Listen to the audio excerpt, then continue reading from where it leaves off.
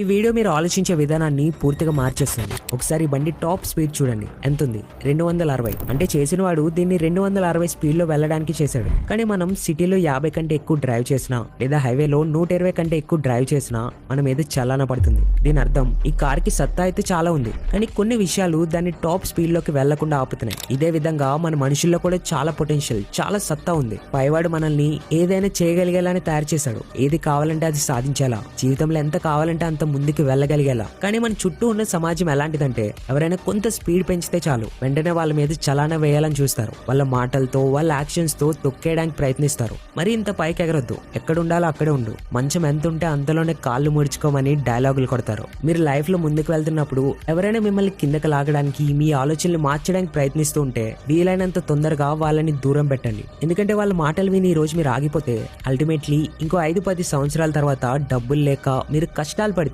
వాళ్ళే మిమ్మల్ని ఏం చేతకాని వాళ్ళగా చూస్తారు. వాళ్ళకి అవకాశం ఇవ్వరని అనుకుంటున్నా.